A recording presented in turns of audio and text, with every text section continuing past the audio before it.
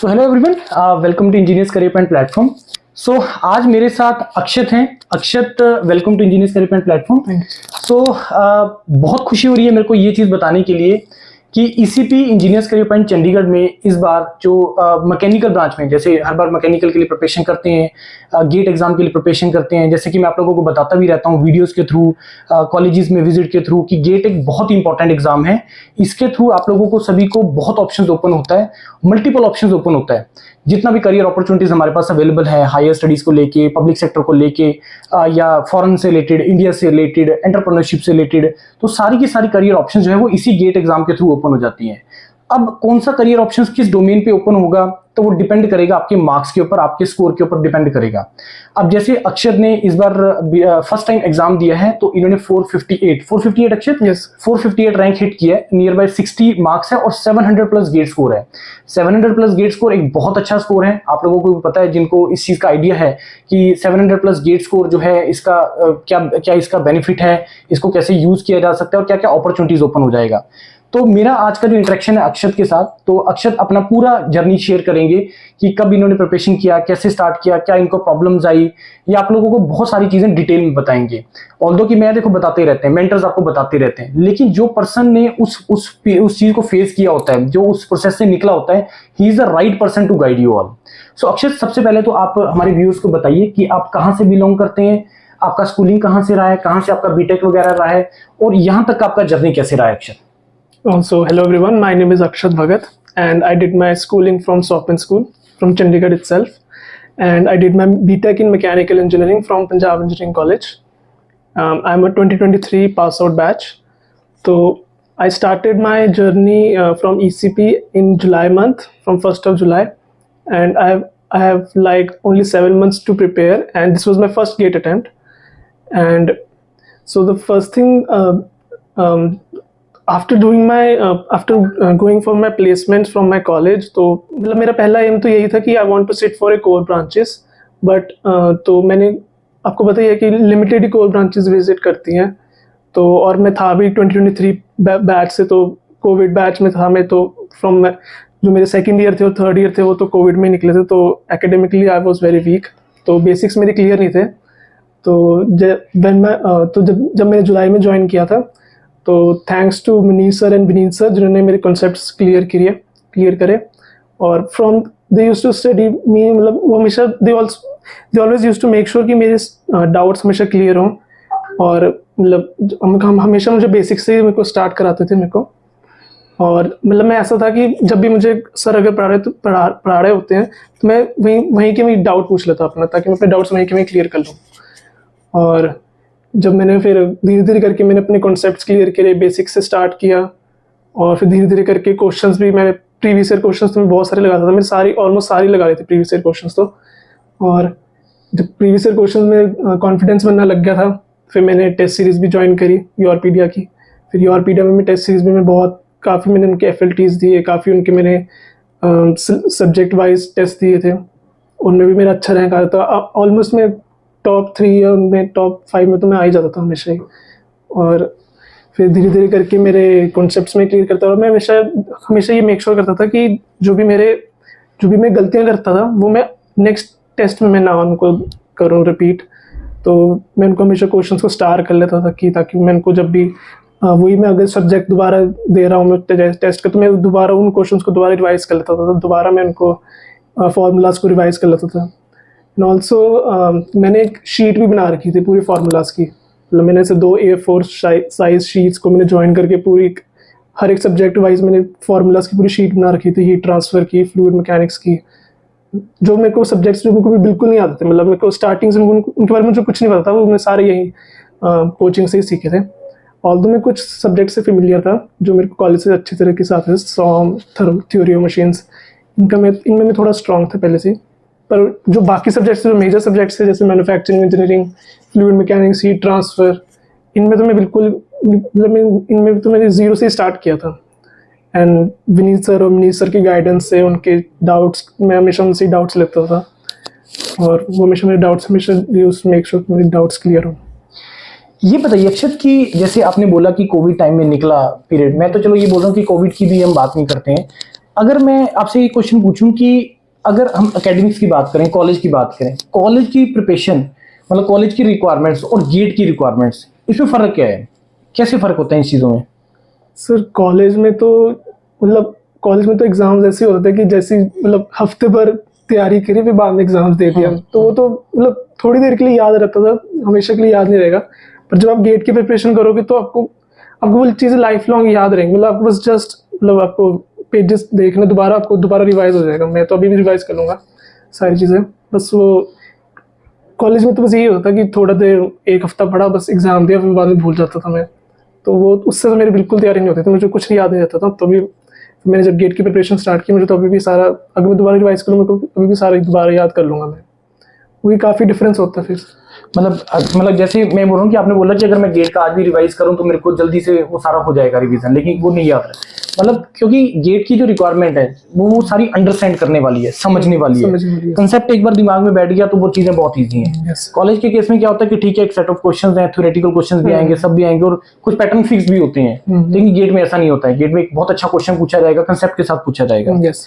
अच्छा अक्षर, मेरे को ये बताइए कि एक बहुत बड़ा जो बच्चों को प्रॉब्लम आती है, जैसे आपने पहले दिन स्टार्ट किया, जुलाई से स्टार्ट किया, एक सब्जेक्ट से स्टार्ट किया, एक सब्जेक्ट होता गया, दूसरा होता गया, तीसरा होता गया, चौथा होता गया, लेकिन जब आपने एग्जाम देने जाना है उसमें तो आपको सारे सब्जेक्ट इकट्ठे करके जाने हैं। तो एंड में लास्ट के जो महीना, 1.5 महीना, 2 महीने बचते हैं खास करके, तो सारे सब्जेक्ट्स को आप कैसे उसको प्रिपरेशन को पैरेलल करके चले? ये बहुत इंपॉर्टेंट क्वेश्चन है बच्चों के लिए। सर मैं तो मतलब एक तो मैं ट्रिक हमेशा ये याद करता होता था कि मैं अपने आप को माइंड में क्वेश्चंस करता था कि अच्छा हाँ इसका फॉर्मूला क्या था, इसका फॉर्मूला क्या था। मैं हमेशा मैं सारे फॉर्मूलाज में याद करके रखता था और सारी अलग अलग फॉर्मूलाज में अपना भी खुद से क्वेश्चन करता था कि अच्छा इसका फॉर्मूला क्या था। तो और जब भी मैं अगर कोई क्वेश्चन भी सॉल्व करने लगा हूँ तो मैं वही जो फॉर्मूला वाली शीट्स मैंने बना रखी हैं उनको साथ रख के रखता था। वैसे मैं मेजोरिटी उनको तो याद तो हो ही गए थे काफ़ी क्वेश्चन, उनके फॉर्मूलाज तो मैं मेजोरिटी तो कर लेता, कभी कभार मैं देख लेता होता था। पर मेरे को तो सारे फॉर्मूलाज याद हो गए थे। और मैं हमेशा देखता होता था कि गेट इज लाइक मतलब कंसिस्टेंसी रखनी पड़ेगी आपको इस एग्जाम के लिए ना। अगर आपने डे 1 से अपने, जैसे मैं करता था डे 1 तो मैंने बहुत, तब तो पढ़ते ही होते हैं बच्चे तब तो, पर जब तक एंड तक जाते हैं तो वो फिर वही पढ़ाई कम हो जाती है बच्चों की फिर। पर मैं हमेशा ये मेक श्योर करता था कि हर एक दिन में कम से कम 2-3 आवर्स, कम से कम 2-3-5 आवर्स तो मैं पढ़ूँ ही पढ़ूँ। खुद की सेल्फ स्टडी तो हुई मेरी। और जब एंड के मेरे 2 मंथ्स रह गए थे तब तो मैं ऑलमोस्ट हर एक दिन में देता था FLT। तो उससे तो हमेशा ही फिर मतलब याद ही हो जाते थे क्वेश्चंस की। मैं तो मतलब मुझे क्वेश्चन देख के मुझे पता लग जाता था कि ये क्वेश्चन होएगा कि नहीं होएगा, वरना मैं नेक्स्ट पे मूव ऑन कर देता। और बस जब FLTs आप जितनी ज़्यादा सॉल्व करते रहोगे FLTs, आपको सारी चीज़ें याद हो जाएंगी और सारे फॉर्मूलाज भी आपको सारे याद हो जाएंगे। तो लास्ट में जो आपने प्रिपरेशन का आपने बताया कि आप इतने आवर्स करते थे, तो एट ए टाइम आप एक सब्जेक्ट लेके चलते थे खास करके लास्ट के महीने, 1.5 महीने के अंदर, या 2-3-4 सब्जेक्ट पैरेलल लेके चलते थे? सर वैसे मैं ऐसा करता था कि अगर एक दिन में एक सब्जेक्ट पढ़ रहा हूँ तो अगले दिन मैं वो सब्जेक्ट रिपीट ना करूँ। तो अगले दिन मैं वो इससे डिफरेंट सब्जेक्ट पे मूव ऑन करूँ। पर अगर एक ही दिन आप अलग अलग सब्जेक्ट्स पढ़ रहे हो ना तो वो काफ़ी कंफ्यूजिंग हो जाता है मेरे लिए। तो भी मैं हमेशा मेक श्योर करता था कि एक दिन में एक ही सब्जेक्ट पढ़ूँ, फिर नेक्स्ट दिन में अलग सब्जेक्ट पढ़ूँ, उसके अगले दिन अलग सब्जेक्ट, ऐसे। अच्छा मेरे को ये बताओ अक्षत, चलो आपने तो 2023 आपका पास आउट है, आपने तो कॉलेज के बाद आपने स्टार्ट किया प्रिपरेशन, और ड्यू टू कोविड चीज़ें चेंज भी हुई हैं बहुत ज़्यादा। अब दोबारा से अवेयरनेस आना स्टार्ट हुआ है खास करके इस रीजन के स्टूडेंट्स को प्रिपरेशन को लेके।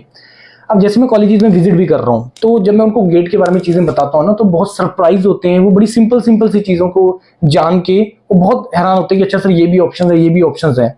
तो अब मेरे को ये बताओ कि जैसे मैं कॉलेजेस में जा रहा हूँ तो कॉलेज स्टूडेंट बहुत ज़्यादा अब ECP को, यूआरपीडिया को फॉलो कर रहा है। तो कॉलेज गोइंग अगर स्टूडेंट, अगर मान के चलो कि आपने यही प्रिपरेशन सेकंड ईयर से स्टार्ट किया होता, तो अगर आपको कॉलेज गोइंग स्टूडेंट के लिए कुछ एडवाइस करना हो कि अगर आपने सेकंड ईयर से या थर्ड ईयर से कॉलेज से रहते हुए अगर आपको स्टार्ट करना है, उसको बेनिफिट है, नुकसान है, अगर उसको करना है तो कैसे वो प्रोसीड कर सकता है उसके लिए? मतलब सर बहुत बड़ा बेनिफिट है। मतलब मैं तो अभी भी ये सोच के चलता हूँ कि मैंने पहले क्यों नहीं ली गेट की कोचिंग। मतलब हमारे एक बैचमेट भी है जो यूआरपीडिया पे हमारे साथ पढ़ती है, वो अनमोल। उसका भी, वो भी शायद CCT में शायद टॉपर ही है, वो भी उसने पहले से ही काफी स्टार्ट किया था। तो मैं भी ये सोचता था कि काश मैंने भी पहले ले लिया हो तो मेरी भी CGPA इतनी बढ़िया हो जाती। तो बहुत बढ़िया चीज़ है पहली अगर लेके चले बच्चे तो, ताकि आपको मेरी तरह एंड में ना पढ़ना पड़े वे सारा एक साथ ही। और कॉलेज के साथ साथ जो सब्जेक्ट्स आपके चल रहे होते हैं उसका आपको बेनिफिट कॉलेज सब्जेक्ट्स में मिलता है। सीजीपीए तो एक पार्ट है, लेकिन जब कॉलेज का सब्जेक्ट यहीं पे आप पढ़ लिया तो कॉलेज का भी पर्पस सोल्व होगा, गेट का पर्पस सोल्व हो गया। और अब एक और चीज जो ऐड होगी है, जो थर्ड ईयर में भी बच्चा गेट दे सकता है, कि थर्ड ईयर में बच्चा गेट दे जाएगा तो वो भी एक उसको बेनिफिट मिलेगा। थर्ड ईयर में गेट दिया, मान लो स्कोर कम रह गया तो फोर्थ ईयर में फाइनल ईयर में एक और चांस है। मान लो थर्ड ईयर में स्कोर ज्यादा चला गया और थर्ड ईयर फाइनल ईयर में कम रह गया तो थर्ड ईयर को गेट स्कोर को यूज कर सकता है, तो उसके पास अपॉर्चुनिटी बढ़ जाती है उस चीज को लेके। अच्छा, मेरे को ये बताइए अक्षत नेक्स्ट की अब आपका नेक्स्ट क्या है, इस गेट स्कोर को आपको यूज कैसे करना है, क्या आपकी वो है ड्रीम्स क्या है कि अब आप इसको यूज कैसे करना चाहते हो? सर जब मैंने गेट की प्रिपरेशन स्टार्ट करी थी जुलाई में, तब तो मेरा एम यही था कि मेरे को पीएसयू में पब्लिक सेक्टर जाना है। पर अब स्कोर आ गया अंडर 500 रैंक, तो लग रहा है पॉसिबल हो कि पीएसयू में ज्वाइन हो जाए। पर कि बैकअप भी मैं एक सोच के चल रहा हूँ कि मैं अगर IIT से एमटेक वगैरह भी अगर ऑप्ट हो जाए तो आईटी का आपने, जैसे आप पैक से ग्रेजुएट हैं, तो रहा था आपका उस टाइम पे ड्रीम भी रहा होगा मेरे को आईटी जाने का बैचलर में? जब जेईई मेंस में जब दिया था तो अराउंड थोड़ी सी मार्क्स मतलब ठीक था, मैकेनिकल भी मिल रही थी पंजाब इंजीनियरिंग कॉलेज से, नॉट बैड, बट वो एक ड्रीम था कि आईआईटी में ज्वाइन करना था ना, तो वो रह गया था। पर now I can fulfil that. हाँ, ये चीज है। देखो, हायर स्टडीज एक ऐसी ऑप्शन है, खास करके आईटी से, बात हायर स्टडीज की भी नहीं है, बात है आईटी का जो इकोसिस्टम है, जो एनवायरनमेंट है, और वो जो ब्रांडिंग आपको मिलेगा, जो आपका नॉलेज एक्वायर आपको होगा, स्पेशलाइजेशन जो आपको मिलेगी, वो लाइफ लॉन्ग आपको बेनिफिट देगा इफ यू आर कैपेबल। मैं आपको ये बता रहा हूँ कि बहुत सारे स्टूडेंट्स हमारे ऐसे हैं, बहुत सारे फैकल्टीज जो लास्ट के महीना डेढ़ महीना करेंगे, रिवीजन करेंगे और जाके एग्जाम देंगे और 60-65 नंबर ले आएंगे। मतलब एक बार अगर आपका एक लेवल हिट हो गया ना, फिर आप उसके नीचे नहीं जाते हो, फिर आप उसके नीचे नहीं जाते। पब्लिक सेक्टर में एंटर करना है 2 साल के बाद भी एंटर कर सकते हो, वो आपके देखो पर्सन टू पर्सन चीजें वेरी करते हैं, उनकी रिक्वायरमेंट्स क्या है, तो उसमें कोई ट्रबल वाली बात नहीं है, वो कर सकते हैं। अच्छा, मेरे को ये बताइए अक्षत की जो स्ट्रेटेजी है, मतलब बच्चे को स्ट्रेटेजी में क्या चीजें, मतलब एक तो उसका प्रिपरेशन वाला पार्ट हो गया, दूसरा प्रीवियस ईयर क्वेश्चंस हो गए, तीसरा टेस्ट सीरीज हो गया, इसके अलावा क्या बच्चे को कुछ और करने का रिक्वायरमेंट है? सर मेन तो if you want to crack any competitive exams तो major thing is the consistency sir. अगर आपको फर्स्ट डे जो आपकी मोटिवेशन रही ना, बस आपको वो एंड तक रखनी है, दैट्स द मेन थिंग। मतलब अगर आपने वही कंसिस्टेंसी एंड तक रखी तो कोई भी आप कॉम्पिटिटिव एग्जाम, अब जेईई मेंस तो मैंने दे ही दिया, तो उससे मुझे पता लग गया था कि अगर मुझे गेट क्रैक करना तो कंसिस्टेंट ही रहना पड़ेगा। मुझे प्रीवियस ईयर भी हमेशा हर एक लगाने, मैं हर दिन जब जाता था तो जो भी मैंने पढ़ा था उसके क्वेश्चंस तो मैं लगाता था, रिवाइज भी मैं करता था, और जो भी जब एंड के कुछ महीने बचे गए तो गेट में एंड में भी बैठ के वहाँ पे हम पढ़ते होते थे, हम सब क्वेश्चन सारे हम लगाते होते थे। ऑलमोस्ट मैंने सारे क्वेश्चंस लगा लिए थे। ठीक है, मतलब मैं शायद सेकंड या थर्ड टाइम भी रिवाइज करा था, सारे क्वेश्चंस भी मैंने इतनी बार लगा लिए थे, और एफएलटीज में देते ही रहता था। तो मतलब कंसिस्टेंसी भी है, और मतलब कहने का मतलब ये है कि अगर आपने कंसेप्ट अगर आपके स्ट्रांग है, प्रीवियस ईयर क्वेश्चंस आप लगा रहे हो, टेस्ट सीरीज लगा रहे हो, तो इसको बियॉन्ड देखने की रिक्वायरमेंट नहीं है, क्योंकि बहुत बच्चा इसी चीज में पढ़ रहता है, सर प्रैक्टिस क्वेश्चंस दे दो और क्वेश्चंस दे दीजिए, तो मेरे को लग रहा है उसका रिक्वायरमेंट नहीं है।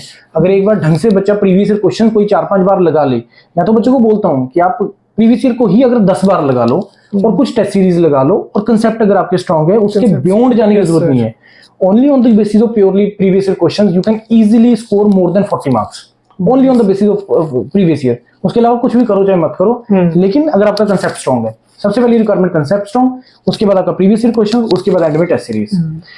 अच्छा अक्षत, ये बताइए कि जो मेरा अभी लास्ट क्वेश्चन है कि स्टूडेंट को आप क्या एडवाइस देना चाहते हो, स्टूडेंट कम्युनिटी को, कि अपॉर्चुनिटीज के बारे में, खास करके आप मैकेनिकल से हैं, चलो बाकी सारी अभी तो आपको एक्सप्लोर करनी है सारी अपॉर्चुनिटीज अपने स्कोर के बेसिस पे, तो स्टूडेंट को आपको गेट को लेके क्या एडवाइस है बच्चों को? तो आई वुड से कि जितनी जल्दी अगर वो स्टार्ट कर सके गेट की प्रिपरेशन तो कर लें, क्योंकि अपॉर्चुनिटीज तो बहुत हैं मैकेनिकल स्टूडेंट के लिए, तो खासकर पीएसयूज में इतनी जॉब्स हैं, एमटेक के लिए इतने सारे कोर्सेज हैं, फॉरेन यूनिवर्सिटीज़ में भी आपको गेट के थ्रू एडमिशन मिल सकती है, तो वो भी एक्सप्लोर कर सकते हैं। And that's it. घर पे कैसा माहौल है? घर पे तो जब मेरे को तो पहले बिलीव ही नहीं हुआ, मेरे को पहले तो मैं एज्यूम करता कि अंडर 1000 शायद रैंक आ जाएगा। मैंने गेट रैंक प्रेडिक्टर्स मैंने बहुत सारे सबके देख लिए थे कि अंडर 1000 रैंक आने वाला मेरा, बट ये एक्सपेक्ट नहीं था कि अंडर 500 आ जाएगा। तो कोई और आपने सेकंड एग्जाम भी दिया या एक ही एग्जाम दिया था आपने? ये एक एग्जाम। हाँ, क्योंकि आपका पब्लिक सेक्टर टारगेट था, तो ये मेन एग्जाम पे था। क्योंकि अगर आपको मैकेनिकल, अगर आपका बीटेक है, अगर आप पब्लिक सेक्टर टारगेट कर रहे हो, तो आपको गेट, ऑल्दो कि चलो आपका स्कोर बहुत अच्छा आ गया, इसके थ्रू आप हायर स्टडीज का भी बहुत ऑप्शंस एक्सप्लोर कर सकते हैं। अच्छा अक्षत, ये हमारे जो व्यूअर्स आपकी वीडियो को देखेंगे, तो इनके बहुत सारे दिमाग में डाउट्स आएंगे। तो अब मैं क्या आपको रिक्वेस्ट कर सकता हूँ कि जब भी कमेंट्स इसमें वीडियो में देंगे तो आप उनका रिप्लाई के लिए थोड़ा सा Yes, sir, कीजिएगा। इनको बच्चों को definitely. बहुत सारे वो डाउट्स पूछेंगे, तो Definitely, आप जो भी डाउट्स बनेंगे तो आप इनको रिप्लाई जरूर करिएगा। Yes sir, yes. तो बहुत अच्छा लगा अक्षत, आपने टाइम निकाला, आपने बच्चों से भी बात की जो अगली बार 2025 के लिए एग्जाम दे रहे हैं। तो उम्मीद करते हैं कि आप एक उनके लिए रोल मॉडल बनेंगे, और एक मैं बोलूंगा कि इस रीजन के स्टूडेंट के लिए एक नया ट्रेंड सेट होगा, जो क्योंकि अब इसके बाद आपके पास सिलेक्शन बहुत आने वाला है। बस हमें थोड़ा सा पर्सनैलिटी पे काम करना है। अभी नॉलेज वाला पार्ट है, अब दूसरा पार्ट रह गया पब्लिक सेक्टर के लिए पर्सनैलिटी वाला पार्ट।